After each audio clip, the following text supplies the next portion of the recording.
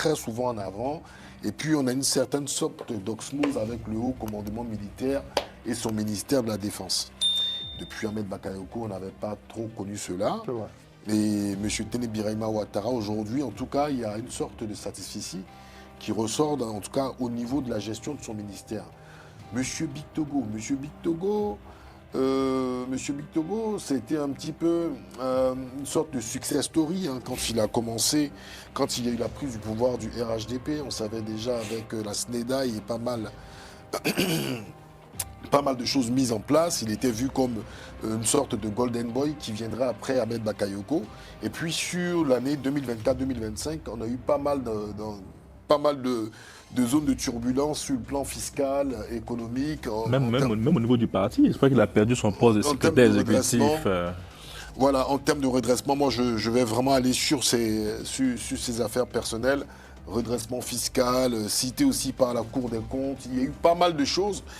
Et donc, on a M. Bictogo aujourd'hui qui est vu par une partie, au-delà de son parti politique, par une partie de la population ivoirienne comme quelqu'un qui pourrait rassembler autour du RHDP, quelqu'un qui pourrait avoir l'adhésion même de l'Ivoirien qui n'est pas forcément militant RHDP. Donc il s'est façonné cette image-là un peu comme Ahmed Bakayoko, il est allé à Yopougon, il s'est entouré de personnes, Alain Toussaint par exemple aujourd'hui au niveau de sa communication qui travaille. Donc on a cet aspect-là. Or, contrairement à M. Téné Birahima Ouattara, on a quelqu'un qui est dans le sillage de M. Alassane Dramane Ouattara, qui est vraiment... on lui reproche même souvent de ne pas être assez bavard. Sur cette dernière année, il a commencé à faire des interviews où il échange plus, mais les précédentes années, on le voyait dans l'ombre de M. Ouattara. Donc, c'est deux profils qui sont diamétralement opposés. Mais dans le besoin actuel, c'est ce qui est intéressant. Est-ce que le RHDP a besoin de quelqu'un qui succédera à Ouattara, qui pourrait aujourd'hui fédérer tout autour?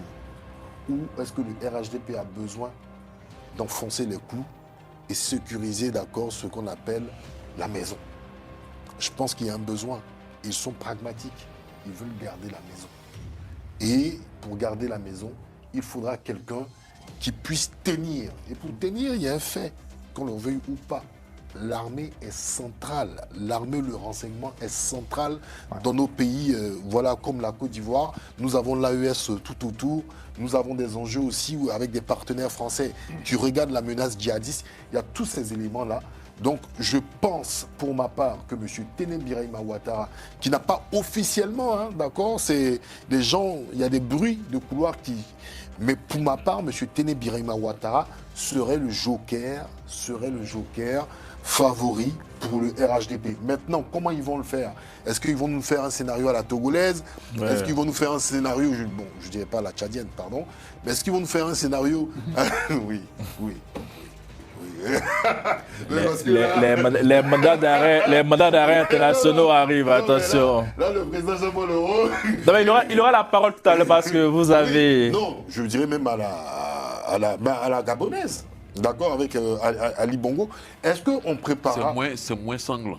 C'est moins sanglant, tout à fait. Voilà. C'est pas sanglant du tout, même, en l'occurrence. Oui, c'est mieux. Voilà. Mais en fait, est-ce qu'aujourd'hui, il y aura une forme de succession ou même du vivant de M. Ouattara? Il y aura aussi, d'accord, on en a parlé. Mais quand on parle avec l'entourage de M. Birahima, ils nous disent clairement qu'il n'a pas envie d'être président. Mais ça, c'est logique. Non, mais c'est logique. C'est vraiment pas son ambition. Non, mais c'est logique. Non, c'est logique parce que déjà... Ah bah si, mais Norbert, on est dans un métier où on nous dit des choses clairement. Ici, pour M. Bictogo, le président l'a très bien dit ici, on sait très bien que le principe, il nourrit ce désir.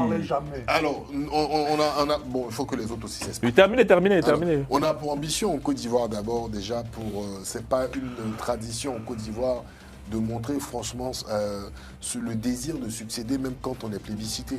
Moi, je prends le cas de M. Alassane Ouattara. Je me rappelle de cette interview où il y avait M. Raphaël Lacoué et un autre journaliste, et je crois M. Sangaré, je crois que c'était en 91, où l'on évoquait en fait la Charte du Nord. Et quand ils ont évoqué cette Charte du Nord, ils ont demandé, en ce moment, M. Ouattara était Premier ministre, est-ce qu'il avait cette ambition, d'accord, de succéder à Félix Houphouët-Boigny? Mais il a complètement balayé du revers de la main. Il a dit non, il y a des urgences qui sont là. Cette urgence, elle est économique. Voilà, elle est économique. Parler de la présidence n'est pas d'accord, ça ne m'intéresse pas. Mais voilà, il a été ici évasif, mais il n'a pas été précis. Et c'est le cas aujourd'hui de M. Téné Birahima Ouattara. C'est le cas de M. Téné Birahima Ouattara. Parce que M. Téné Birahima Ouattara ne parle quasiment pas. Mais si vous regardez chronologiquement, plus on avance dans le temps, plus il s'exprime, plus il arrive aujourd'hui à se présenter devant les médias et à parler pendant 1 heure, 2 heures. C'était quelqu'un qui était complètement dans l'ombre. Ça donnait une grande interview, c'est chez Fraternité Matin. Hein. Non. Ça a donné une grande interview. Oui, il a donné une grande interview. C'était juste pendant la période de la fête de l'indépendance. Oui. Mais sinon, j'ai vu une vidéo. Oui, c'est la même. Ah, c'est la même. Avec, il y avait quelques personnes tout autour de Non, c'est pas pareil. Il y a la grande interview. Voilà, ça sorti médiatique, c'est sur Fraternité Matin, dans mes souvenirs. Oui, la grande interview. Et puis il y a eu cette rencontre avec les jeunes. Où il dit qu'il parle de son surnom photocopie. Jean-Yves. En fait, je ne vais pas revenir sur ce que tout le monde a dit, parce qu'on a pratiquement dit tout ce qu'on pensait par rapport à cette situation. Hein. Mais moi, c'est plus bon. Lorsqu'on regarde ce qui se passe aujourd'hui au sein du RHDP, effectivement, on a 2 écoles qui s'affrontent. Donc, on a ceux que je pourrais appeler les ouattaristes, c'est-à-dire ceux qui sont vraiment fidèles, les plus loyaux au président Ouattara, qui ne jouent que par lui. Et on a les pragmatiques, donc notamment les Pictocos, qui eux aspirent en fait à vraiment un changement. Et donc, ce sont ces 2 écoles-là qui s'affrontent. Effectivement, pour l'instant, on n'a pas entendu le ministre Téné Birahima Ouattara se prononcer ouvertement sur une probable succession à son grand frère. Par contre, on a le président Bictoko qui, lui, a affirmé qu'il voulait vraiment succéder au président Ouattara. Et donc, Oui, sur France. Non, mais il a dit qui se tenait prêt. Oui, mais c'est ce qu'il a dit. Donc, il a dit qu'il voulait... On parle dire que les problèmes au président. Voilà, donc il a dit qu'il voulait succéder au président Ouattara, et donc c'était l'homme des missions. Et aujourd'hui, au sein du RHDP, on sait que on a des personnes qui, comme je le disais tout à l'heure, des ouattaristes. Donc, on a la ministre Kandia Camara, fait partie de ceux-là qui, en fait, à qui on peut déléguer des batailles. Elle fait partie des gens à qui on peut déléguer des batailles. Et moi, aujourd'hui, on ne va pas, peut-être on va en parler, peut-être, je vais mettre le pied dans le plat. Tout dernièrement, on a cru comprendre cette altercation qu'il y a eu entre la présidente du Sénat et le président de l'Assemblée nationale lors de cette réunion du RHDP. Mais c'est pas la première fois. C'est pas la première fois. On a eu en 2021, lorsqu'elle était, je crois, secrétaire, présidente du comité. Non, en fait, elle était, je crois, chargée de